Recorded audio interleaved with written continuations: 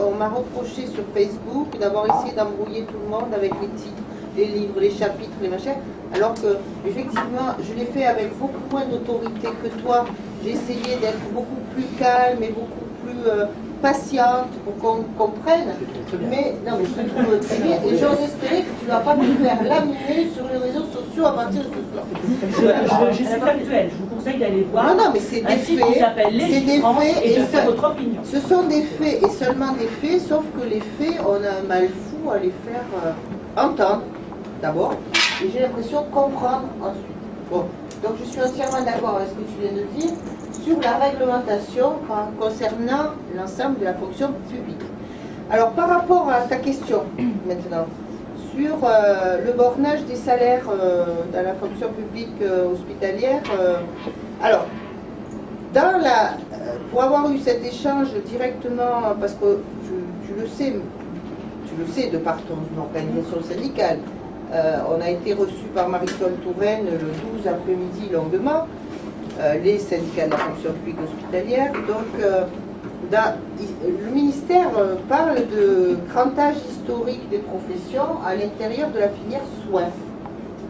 Et effectivement, si on reste dans la filière soins, le crantage historique des professions fait que la profession de sage-femme est historiquement la mieux payée normalement, de toutes les catégories A de la filière soins. Or, ce crantage historique a été inversé suite aux augmentations justifiées des autres professions de catégorie A, alors que nous n'avons pas été revalorisés.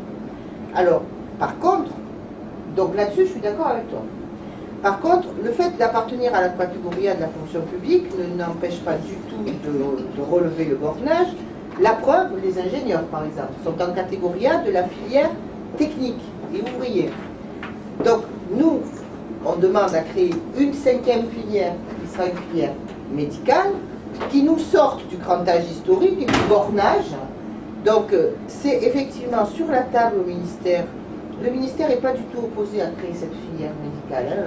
On n'a rencontré aucun souci. Et ça nous permettrait de sortir de ce bornage. Le représentant de ton organisation syndicale s'est largement exprimé là-dessus, de manière tout à fait correcte. Et on est tous d'accord pour dire qu'il faut sortir de la filière soins pour sortir de ce bornage. C'est pour ça qu'il faut sortir de la filière soins, parce qu'il y a beaucoup de gens qui sont payés beaucoup plus que nous dans la fonction publique.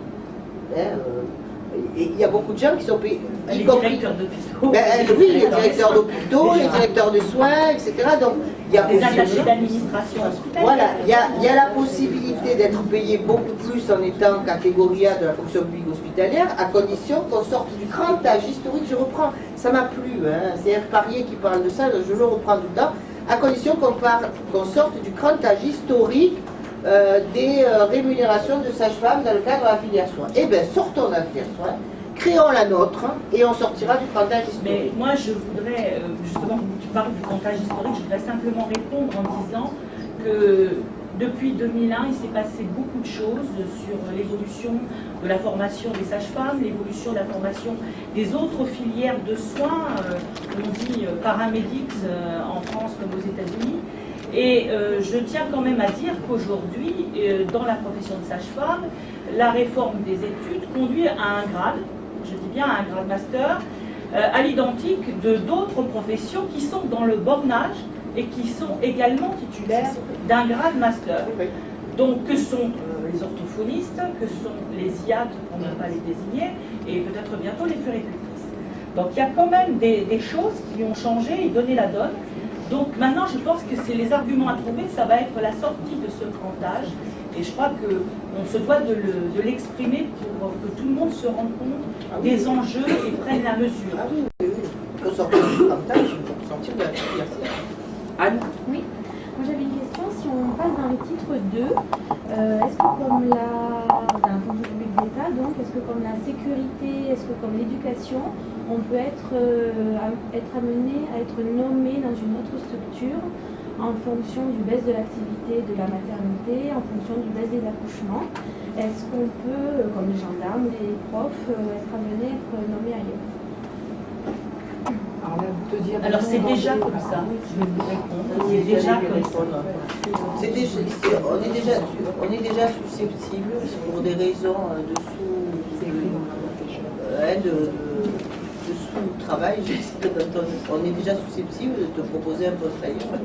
Et c'est déjà possible. Alors effectivement, avec le volant de marge, ça se fait pas encore, mais ça pourrait se faire. Quand ils ont fermé des maternités, ils ont dit aux sages-femmes des maternités, on vous propose d'aller là, ou là, ou là, et si vous ne voulez pas, ben vous allez au chômage, hein, ça c'est clair, c'est déjà possible.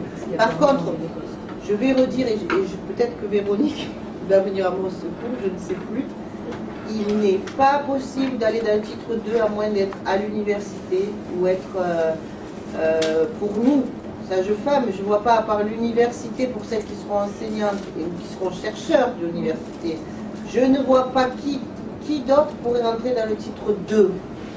Nous sommes des hospitaliers, nous n'appartenons pas aux fonctions régaliennes de l'État. Les hôpitaux, c'est pas la police, c'est pas la justice, c'est pas l'éducation nationale. Enfin, il faut comprendre que cette fonction publique, ce titre 2, il est réservé aux fonctions régaliennes de l'État qui, elles, ne sont pas menacées de disparition entre nous.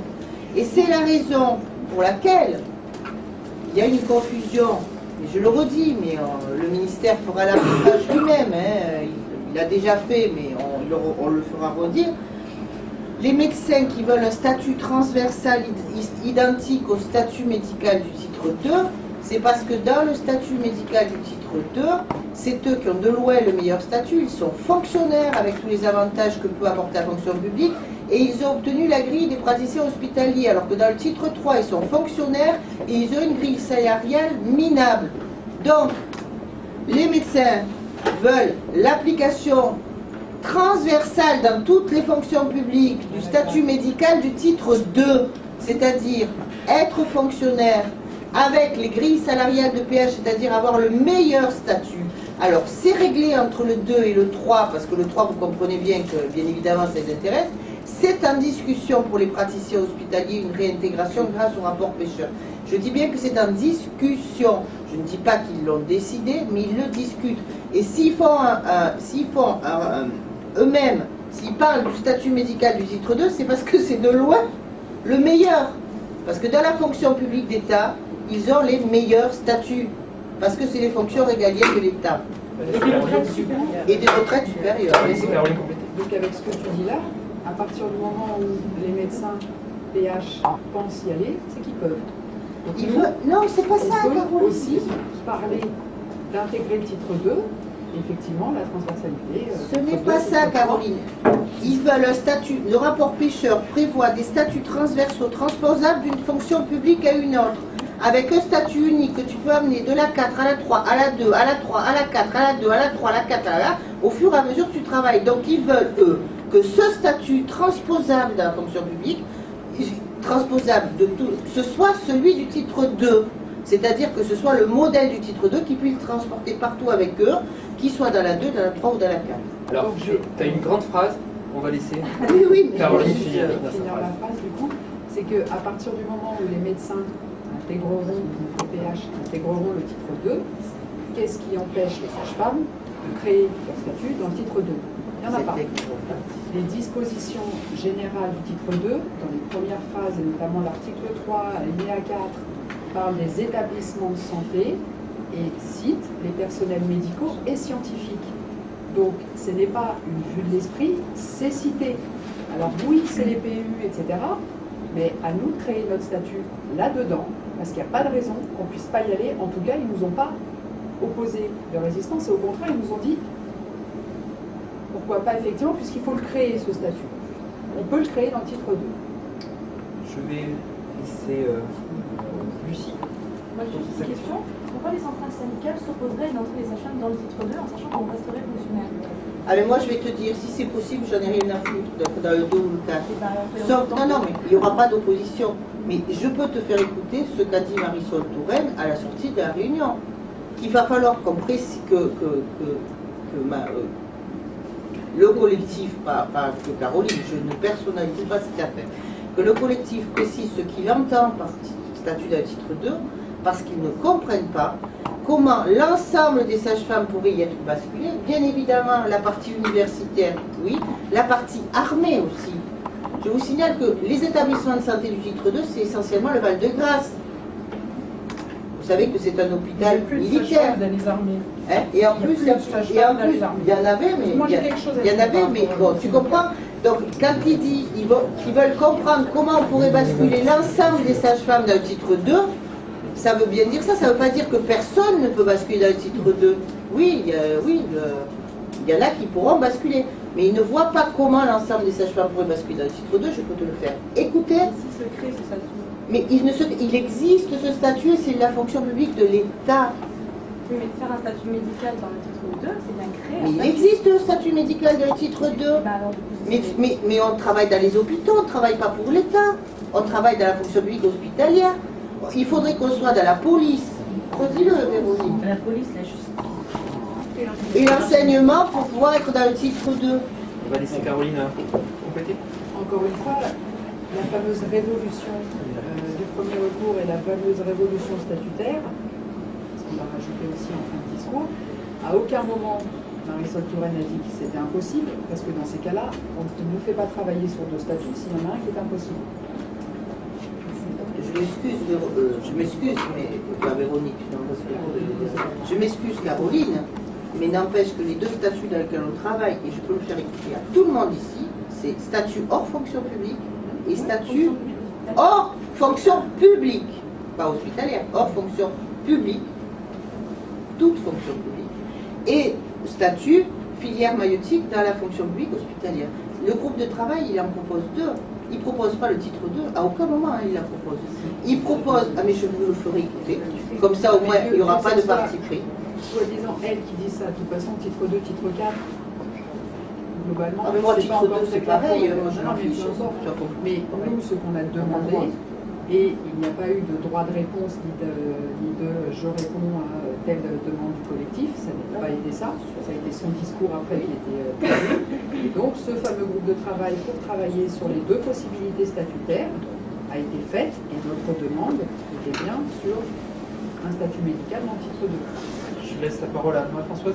Alors, ce que je voulais dire à Nicole, c'est qu'effectivement, comme tu l'as dit, on évolue dans notre manière de penser au sein de ce mouvement qui doit être fédérateur, parce que c'est le troisième que je vis depuis 89, qu'on a raté le coche 2 fois, et sur le rate là, on n'aura pas une troisième possibilité. On est à la retraite demain. Voilà. Et moi, je suis de toute façon là. Moi aussi. De toute façon, on est dans une situation économique où il faut faire, pour certains, j'entends plus à moyen constant, et nous, il faut faire mieux.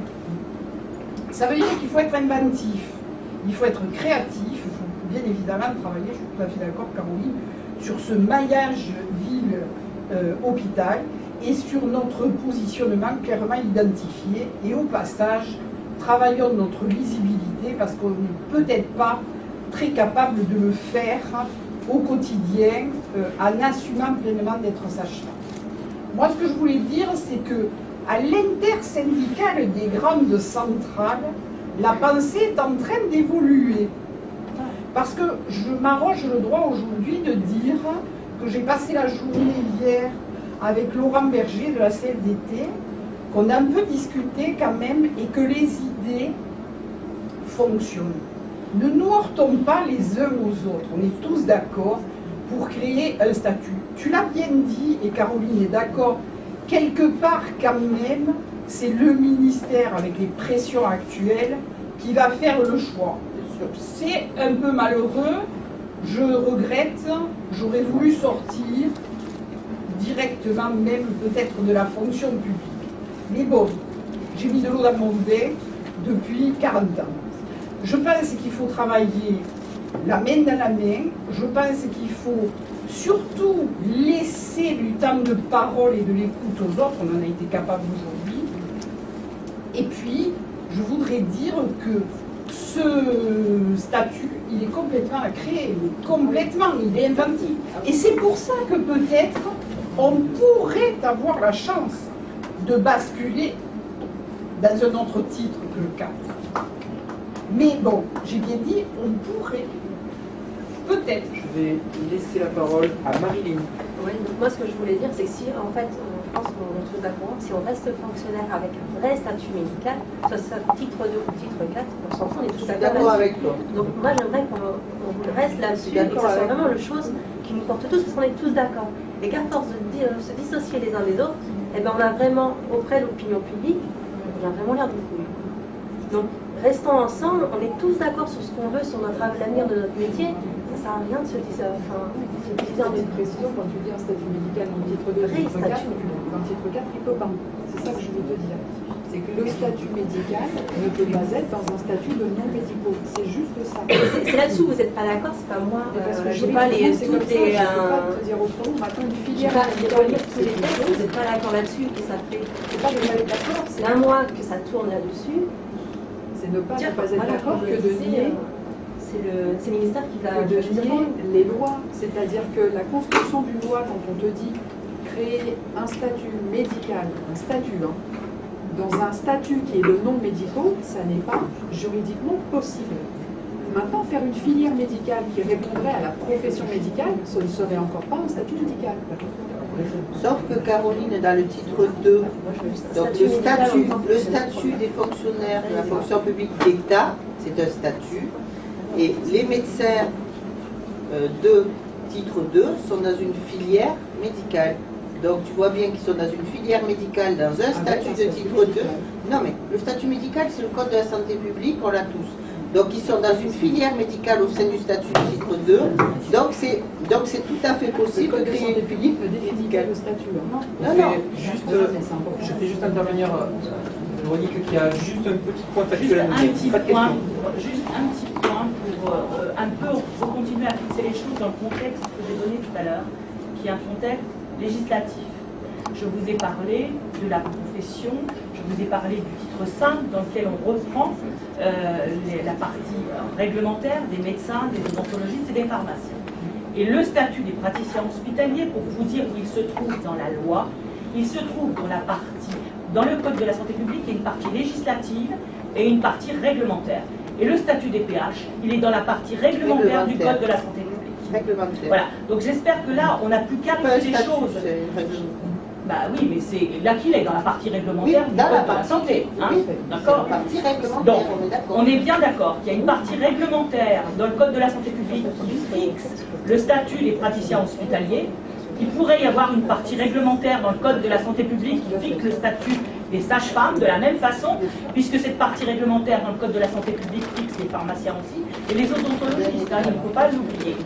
Donc après, le statut de fonctionnaire que l'on a aujourd'hui de la fonction publique hospitalière, il est bien clair, et je reprends les choses de manière factuelle et législative, c'est-à-dire dans le statut de la fonction publique, il y a le titre 1, le disposition générale, le titre 2, le 3, le 4, dans lequel nous sommes, et que des médecins, des infirmiers, comme l'a dit Annie-Claude, je ne prends pas le parti d'Annie-Claude, je dis les faits, je veux être à cheval sur les faits, et dire qu'effectivement, il y a des médecins dans le titre 2, il y a les médecins scolaires, il y a les médecins universitaires, les agrégés, les infirmiers, etc. Et les sages-femmes enseignantes pourront peut-être un jour être dans cette partie du titre 2. Après, que pour le fonctionnaire, c'est pas sûr du tout, c'est même pas du tout sûr, parce que je pense que des sages-femmes enseignantes dans les écoles de sages-femmes, au regard des diminutions budgétaires qui existent au niveau de la fonction publique d'État, et que de toute façon, je ne pense pas qu'on conservera les écoles de sages-femmes dans l'état dans lequel elles sont aujourd'hui, avec une directrice, des sages-femmes enseignantes, etc. Je crois que le paradigme, il est complètement en train de changer, il faut qu'on se le dise et qu'on en ait conscience. Après, qu'il y ait nécessité d'avoir un statut de praticien hospitalier, je veux dire, en 2002, je suis désolée, mais M. Kouchner avait accordé aux sages-femmes de changer de statut. Elles ont décidé de rester dans le titre 4 de la fonction publique hospitalière, et aujourd'hui, vous avez tous le droit de rester dans le titre 4 de la fonction publique hospitalière. Ce n'est pas une obligation non plus, mais c'est la dernière chance que vous avez, parce que la mondialisation nous rattrape, l'Europe nous rattrape. Les diplômes, vous le savez tous très bien, ne sont pas équivalents au niveau européen. Et aujourd'hui, les étudiants qui vont dans des écoles belges faire leurs études et qui sont obligés de passer l'examen d'aptitude à l'exercice de la profession de sage-femme parce que le programme n'est pas réglementé comme en France. Donc ça, il faut le savoir. Je laisse la parole à Céline. Moi, ce que je comprends pas, c'est que si les professions médicales sont dans le titre 5, pourquoi Non, titre 5 du, elle a raison. Titre 5 du Code de la santé publique. Vous avez raison. Pourquoi dans la fonction publique, il n'y a pas